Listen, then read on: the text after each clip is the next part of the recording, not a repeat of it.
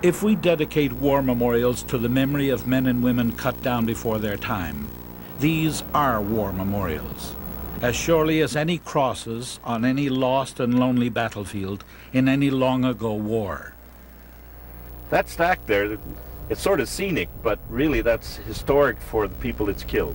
You can imagine a disease that is magnified 13,000% above what is normal for Ontario workers. No poppies grow between these memorials. No poems urge us to mourn and remember the dead. But the dead and all who love them remember. They remember how they were lied to and brushed aside, even as the peril they were in consumed them. They remember how going into work day after day becomes too much like war, a place where too many die before their time. Unions themselves don't like to tell their workers that the diseases may be rampant in the plant. Well, we don't want to tell them too much about that because it'll cause a panic. Should we tell them? Cause a panic? I guess we should tell them. Cause a panic? Them people are going to die.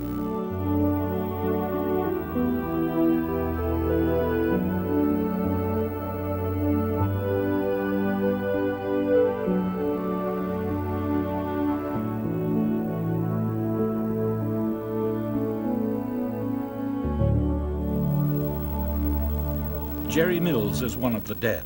The workplace took him when he was just 51. He didn't want to die. He wanted to live. He wanted to see his little boy raised. He wanted to see all his children. It was an awful shock, particularly cancer, carcinoma of the colon. There was no cancer anywhere in Jerry's family, ever. Still to this day, there isn't. Jerry tried to stay out of harm's way, but death tracked him down just the same.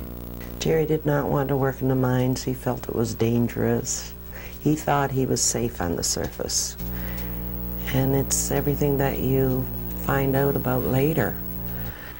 And I always remember his work clothes was full of black dust. And I had to take them to the laundromat through the special washers. Originally, when he started in the warehouse, from what I understand, they used to scoop asbestos up with like a flour scoop into paper bags. And there was even a particular incident when he said the guys were getting concerned and they were all going to tell the boss they were going to go home because of these PCBs that were leaking. The boss kind of called them a bunch of babies and went over and put his finger in it and licked it to show him it wasn't dangerous. I often wonder whatever happened to him. Dying is hard. Dying before your time is harder still. Knowing you're going to die and that you have to say goodbye is the hardest and cruelest death of all. When my husband Jerry and his son Gary had to say goodbye to each other, both knowing they'd never see each other again. Gary knowing that when he came home again it would be for his dad's funeral. Like, no matter what we all went through, I think that had to be the toughest, really. Cancer in the workplace is an incredibly important issue, and the reason being that there are so many workers who are unnecessarily dying from preventable causes of cancer because of their exposures on the job. Dr. Peter Infante heads the American Health Standards Branch for the Occupational Safety and Health Administration. It's his job to protect workers like Jerry Mills by setting the standards for acceptable levels of chemicals in the workplace. The majority of substances that are known to cause cancer in people have been identified by studying blue-collar workers. And you say, well, why is that the case? It's the case because the exposures are so high. There's not very much difference between me lifting up a gun and pointing it at you and then shooting you, and me exposing you to chemicals where you work, knowing fully well that you may get cancer from them, and not telling you about it, and if you ask questions about it, say don't worry about it at all. Dr. Samuel Epstein is one of the world's leading experts on environmental causes of cancer, as well as professor of occupational and environmental medicine at the University of Illinois. If there's a carcinogen in the workplace, ban it, replace it with a safe alternative, or use it in such a way there can be no exposure. There's no such thing as safe levels of exposure to carcinogens. Having said that, workers have got to realize that they are not isolated. They're part of a community. They're part of a nation. What happens to the worker in the workplace affects his children. It affects the community around him. It affects the taxpayer. As tragic as it is, it comes as no real surprise that work in heavy industry claims workers' lives. But what is there to fear from an office? In this case, just a quiet space filled with computers. Dozens and dozens of computers, but nothing to hurt you. Computers aren't punch presses, blast furnaces, or jackhammers after all. But computers do create electromagnetic fields. Put enough of these computers together in a sealed environment, like an office, and you can create a serious health risk. I had many computers on my desk, and a fax machine, and a printer sitting here, and the person sitting across from me, the back of their terminal was, the back was facing me, so now I was exposed to the back of them, and my terminal, and all the other terminals around me. Trish Ballin, Lorna Wilson, and Maureen Steeves were all happy to be working for Bell Canada in Hamilton. But soon, the women couldn't ignore the evidence in their own bodies. I was diagnosed in November of 1994. I was diagnosed with breast cancer. I feel that my disease was caused from the workplace. 6 months after I was diagnosed, my best friend Maureen was diagnosed with the same disease. After Maureen, there was another girl diagnosed about 6 months after her with breast cancer as well, Lorna. Within the next 18 months, there was 9 of us with cancer. About 20 people out of 65 had tumors of some kind. There were 5 of us with breast cancer, 2 with colon cancer, 3 with brain tumors. 1 of them was cancer. There's a number of thyroid tumors. In 1995, I had a reoccurrence, and I ended up going in the hospital for a bone marrow transplant last December. Our lives have changed drastically. I mean, kids had to see me with no hair, and you know, it's been really tough. My best friend Maureen passed away 2 weeks ago. She lost her battle. I mean, it's pretty tough to watch your best friend die. You have to help her do that. Maureen Steeves worked alongside Lorna and Trish. Maureen is now among the dead. She was cut down at age 39. She left behind her husband Phil, 3 young boys, and a 4-year-old daughter. Today was her birthday,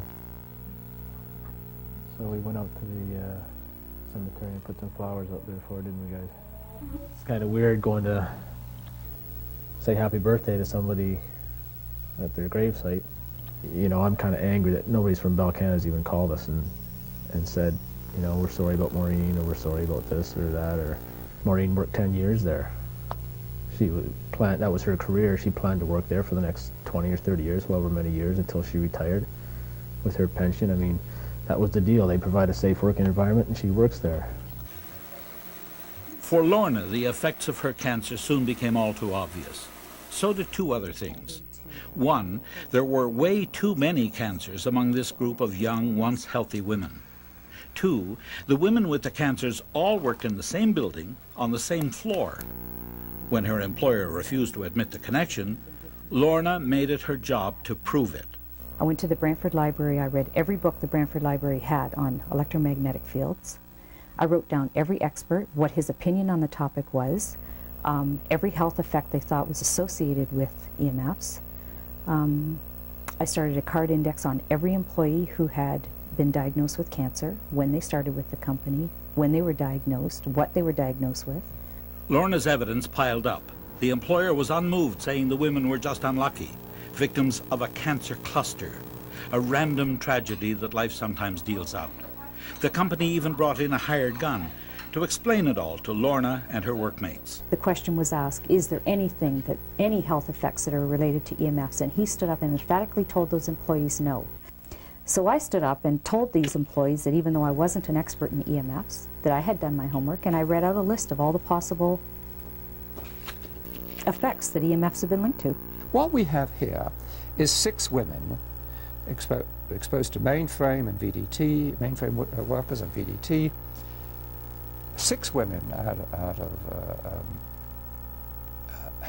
a group of about 12 cancers, a total of 12 cancers. 6 women had breast cancer.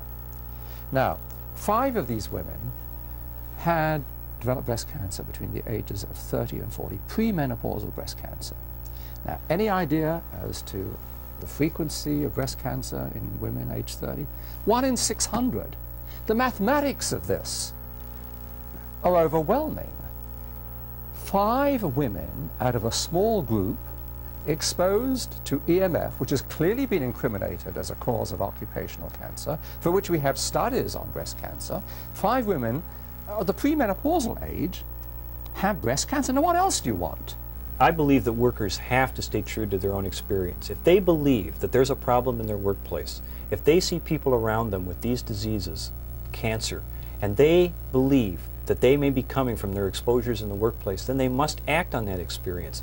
We will never have all the scientific information that will prove conclusively that this or that substance or exposure caused this disease. And by the time we were to get all that information, many, many more people would be exposed, many, many more people would be at risk, and unfortunately, many, many more people would have this disease. Going into work shouldn't be a death-defying act, but that's what it becomes when so little consideration is given to providing workers with a chance to protect themselves, not just from the health threats they know about, but from the ones they don't. George Cook is a firefighter in Hamilton. One night he answered what he thought was a routine call. Within minutes he was fighting one of the most lethal fires of his career. You felt actually kind of helpless because the fire was so large. The largest fire I've ever been at, by far. I've been on the job almost 28 years, and I've been in some big fires, and this is by far the biggest. George is very sick, but he doesn't know, and nobody will tell him, if he's recovering from the toxic effects of fighting a fire in early 1997, or if he is sinking into incurable sickness. I swallowed some of the water that went in my ears and in my eyes and up my nose. An already dangerous fire became life-threatening for George when he tripped on a hose and landed face first in a large pool of water. This was the runoff from the water that had been sprayed on the fire. I found out the next day that that water contained large amounts of heavy metals, lead, zinc, cadmium, magnesium, and here I am, drinking this stuff, basically, Since then I've had problems breathing, tightness of the chest, tiredness. I tire quite easily now, whereas before I never had any problems. Henry Watson, the president of Local 288 of the Hamilton Firefighters Association, is fighting for George and other firefighters who are suffering the effects of the fire. Still have firefighters that are working that have periodic episodes of headaches. Even when they had no history of headaches in the past, they're suffering severe headaches, almost a migraine type of headache, upper respiratory tract difficulties. Being a firefighter probably, reduces your lifespan by about 10 years. I don't know. I just hope that this does not reduce by a lot more than that, my lifespan by a lot more than that. Workers are really the canaries in the coal mine, and the cancers that we're seeing in workers have a very strong message for the general population.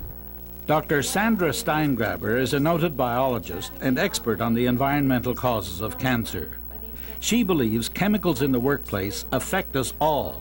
The cancer-causing chemicals in the workplace are the very same chemicals the rest of us are being exposed to, perhaps in lower dosages throughout different points in our development. But these chemicals don't stop at the factory door when the office is closed at night. They often seep from the workplace into the general environment, sometimes by chemical accident, sometimes by routine toxic emissions, such as letting them out into the air through smokestacks, depositing them into rivers and streams. And so the general population has the same exposures that workers do in higher concentrations. That's why we must pay particular attention to what kind of cancers we're seeing in workers and at what levels. Fighting fires is a high-risk occupation, but the risk is carefully calculated. Firefighters like Mark Staley and his father stake their lives on this. But all the calculations in the world couldn't save Mark's father when he had to fight a fire raging in a building full of unknown chemicals. I believe that, yes, that especially the horticultural technologies fire was a definite contributor, and probably the catalyst or the start of my dad's cancer was probably at that point. The shadow cast by his father's untimely death has lengthened to touch Mark and his family. First, Mark had a stroke. Then he was rocked by a near-fatal concentration of toxins in his liver. The whole family now lives in fear of losing a husband and father. It's just a very scary feeling that you might lose your husband or your father. And to me, that's the fear that we live in. I just wish that the government agencies and other people that are in a position to actually take these things seriously, that there's more going on here with cancer-related incidents in firefighters. It's not just something that happens in an odd case. It's happening all the time, and it just seems to be happening more frequently. I guess that's why we try to spend as much time together as the family when Mark isn't working, because you just don't know what tomorrow is going to bring. Big oil dominates the landscape in Sarnia the way it dominates everything it touches. No business is bigger, no enterprise more successful.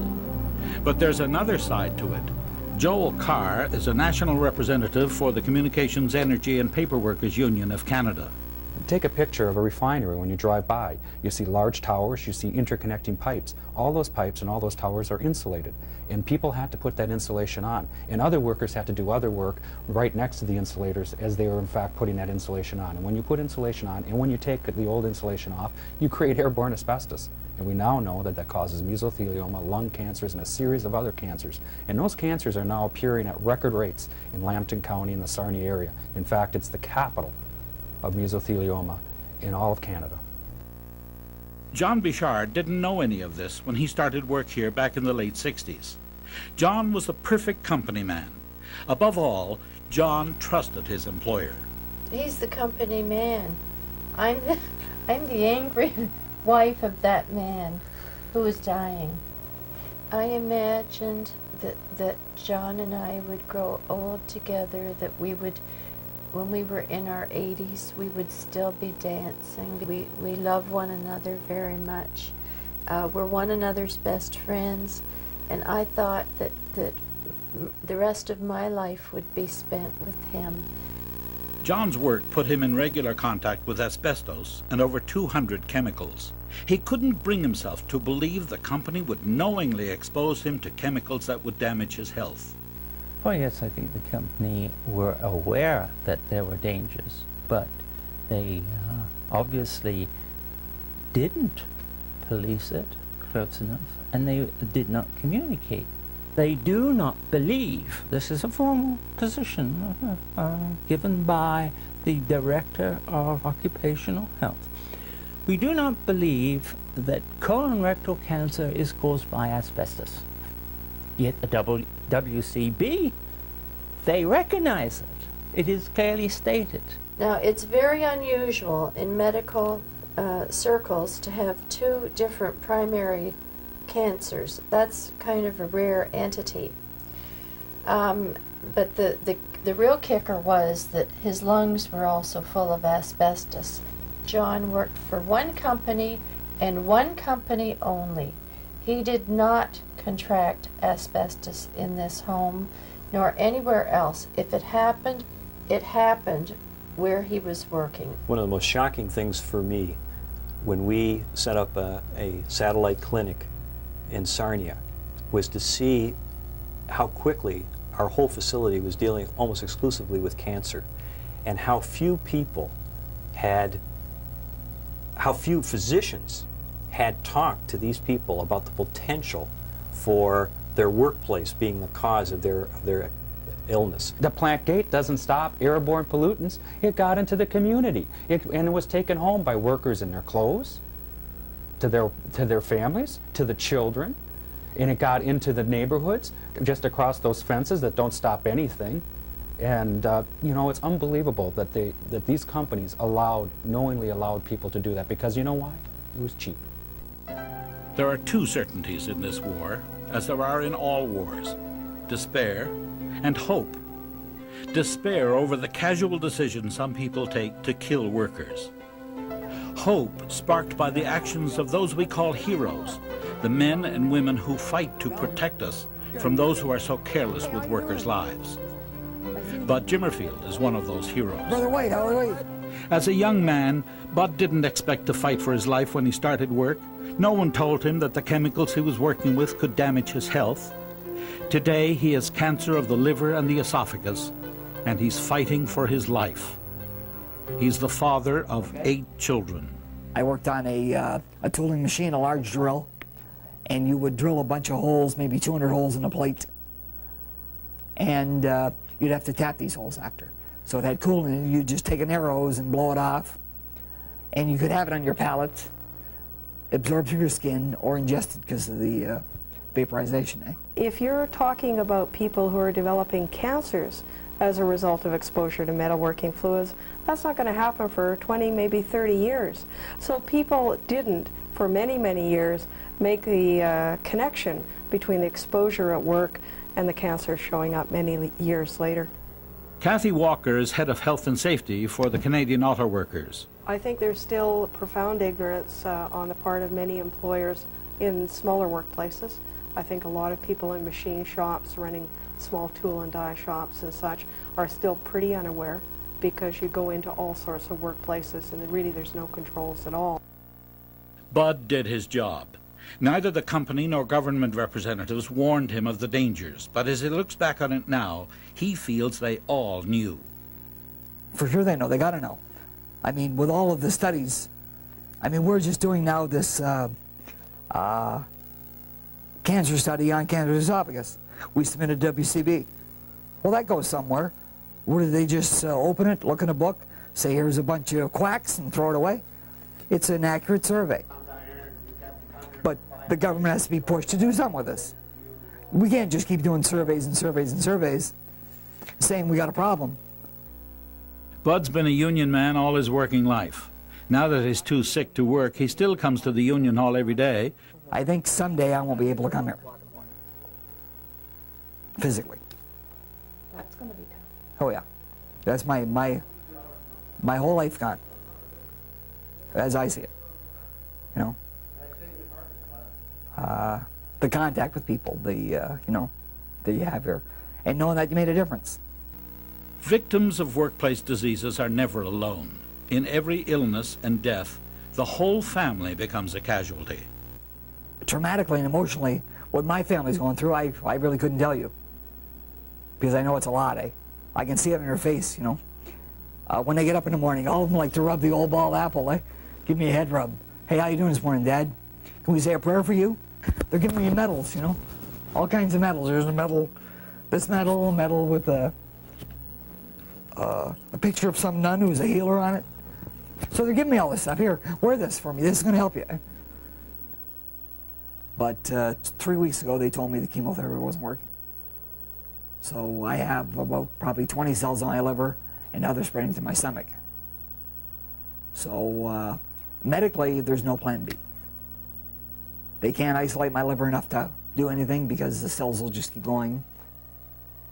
Thinking about the kids growing up, grandchildren someday, I don't know if I'll ever see that.